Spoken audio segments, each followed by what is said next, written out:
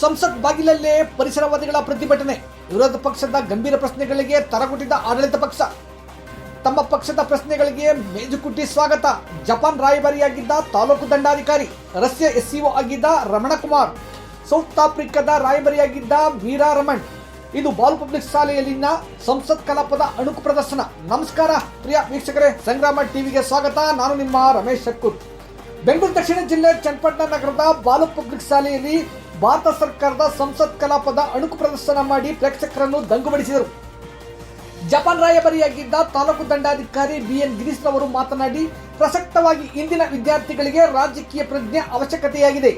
ಯಾವುದೇ ರೀತಿಯ ಹೈಟೆಕ್ ಶಿಕ್ಷಣವಿದ್ದರೂ ಇರಬೇಕಾದ ಸಾಮಾನ್ಯ ಶಿಕ್ಷಣ ಇಲ್ಲದಿದ್ದರೆ ಹೈಟೆಕ್ ಶಿಕ್ಷಣ ಶೂನ್ಯವಿದ್ದಂತೆ ಎಂದರು. 12ನೇ ಶತಮಾನದಲ್ಲಿಯೇ ನಿಜ ಶರಣ ಶ್ರೀ ಬಸವಣ್ಣನವರ ಪರಿಕಲ್ಪನೆಯಾದ ಅನುಭವ ಮಂಟಪವೇ ಇಂದಿನ ಸಂಸತ್ ಕಲಾಪ ಎಂಬುದರಲ್ಲಿ ಎರಡು ಮಾತಿಲ್ಲ. ಅನುಭವವನ್ನು ಹಂಚಿಕೊಳ್ಳಲು ಪ್ರಾರಂಭವಾಗಿದ್ದೇ ಅನುಭವ ಮಂಟಪ. ನಿಜ ಶರಣೆ ಅಕ್ಕ ಮಹಾದೇವಿ ಹಾಗೂ ಹಲವಾರು ಮಂದಿ ಶರಣರು ಮಂಟಪದಲ್ಲಿ ತಮ್ಮ ಜ್ಞಾನವನ್ನು ಪಸರಿಸಿದರು. ಈ ಸಂದರ್ಭದಲ್ಲಿ ಸ್ಪೀಕರ್ ಆಗಿ ಶಾಲೆಯ ಜಂಟಿ ಕಾರ್ಯದರ್ಶಿ ವಿ ಬಾಲಸುಬ್ರಹ್ಮಣ್ಯಂ ತಮ್ಮ ಜಾಣ್ಮೆಯಿಂದ ನಿರ್ವಹಿಸಿದರು. ಆಡಳಿತ ಪಕ್ಷದ ಪ್ರಧಾನಿ, ವಿರೋಧ ಪಕ್ಷದ ನಾಯಕರು ಹಾಗೂ ಸಚಿವರುಗಳಾಗಿ ವಿದ್ಯಾರ್ಥಿನಿಯರು ತಮ್ಮ ಪ್ರತಿಭೆ ಮೆರೆದರು.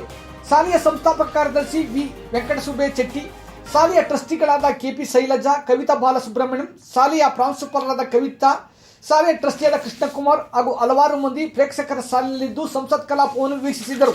ನನ್ನ ಡೆಲಿಗೇಟ್ಸ್ ಅಂತ ಕರೆದಿದ್ದ ಜಪಾನಿಂದ, ಓಕೆ, ನನ್ನ most favourite country Japan and Israel.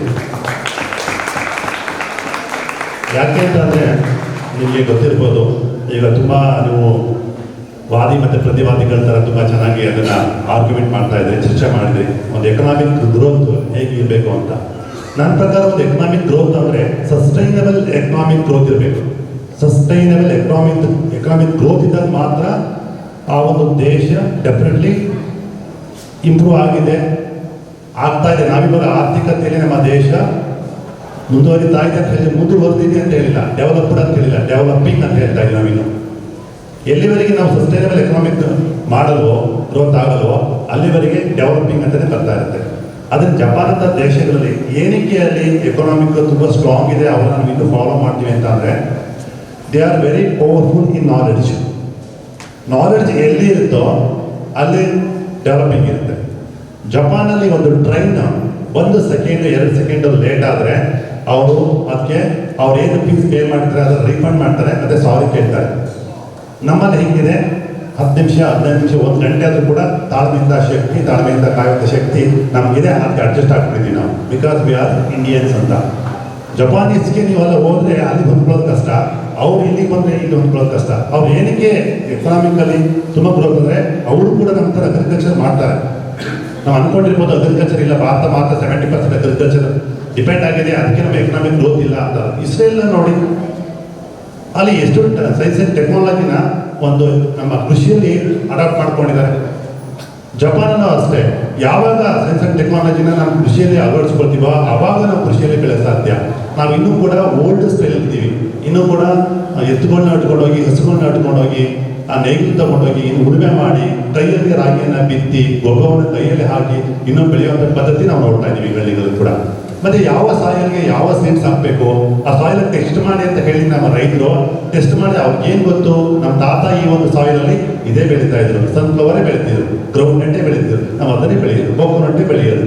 ಈ ಒಂದು ಸಾಂಪ್ರದಾಯಿಕ ಪದ್ಧತಿ ಕೃಷಿ ನಮ್ಮಲ್ಲಿ ಇರೋದ್ರಿಂದ ನಮ್ಮಲ್ಲಿ ಸ್ವಲ್ಪ ಏನು ಬೇರೆ ದೇಶಕ್ಕೆ ಒಂದು ಕಾಂಪಿಟೇಷನ್ ಕೊಡೋದಕ್ಕೆ ಆಗ್ತಾ ಇಲ್ಲ. ಪ್ರತಿಯೊಬ್ಬರಿಗೂ ಕೂಡ ಎಲ್ಲಿ ಸೈನ್ಸ್ ಆ್ಯಂಡ್ ಟೆಕ್ನಾಲಜಿನ ಅಡಾಪ್ಟ್ ಯಾವುದೇ ಕ್ಷೇತ್ರ ಇರ್ಬೋದು, ನಾನು ಕೃಷಿ ಅಂತ ಹೇಳ್ತಾ ಇಲ್ಲ. ಮತ್ತು ಜಪಾನೀಸಲ್ಲಿ ಸ್ಟೂಡೆಂಟ್ಸ್ಗೆ ಏನು ಮಾಡ್ತಾರೆ ಅಂತ ಅಂದರೆ, ಅವರು ಶಾಲೆಯಲ್ಲಿ ಓದಬೇಕಾದ್ರೆ ಕೆಲವೊಂದು ವಸ್ತುಗಳನ್ನ ಕೊಟ್ಟು ರಿಪೇರಿ ಮಾಡಿಸ್ತಾರೆ ಅವ್ರ ಹತ್ರ.